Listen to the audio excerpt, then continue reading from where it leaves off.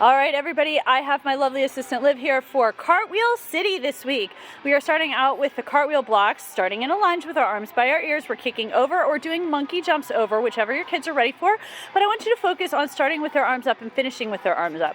Next over here, we have the rainbows. There's two options. As you can see, there's circles in the middle for their hands, and they can either use the rainbows to work on kicking their feet over, or if they're little and they don't have a kick yet, they can work on walking their feet over the top. Next, we have our cartwheel circle. Now, this can also be scaled for bigger or littler kids. They can work on cartwheeling over, or if they're younger, they can put their hands down and they can do monkey jumps. Remember, they want to do butterfly hands, Liv, butterfly hands. They are going to put butterfly hands on the beam with their thumbs together. Thumbs together, thumbs together, thumbs together. There we go. We want their hands to be gripping the beam, one finger, or each set of fingers on either side, and then they're going to do monkey jump over. Now over here, we're working on our big kicks, so we're going to put our hands on and jump over, and then we'll do the same thing on the other side. It doesn't matter which side they're on.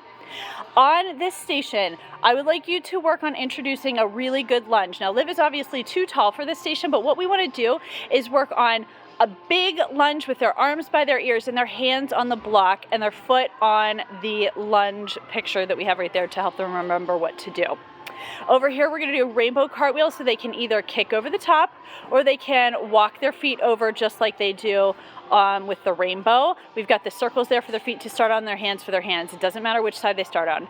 Now here we've got an elevated cartwheel. I've got two sets of hands for lefties and righties, and what we're practicing is kicking up and over and finishing with our belly button facing the cone. So we're focusing on belly button facing the cone and switching those feet.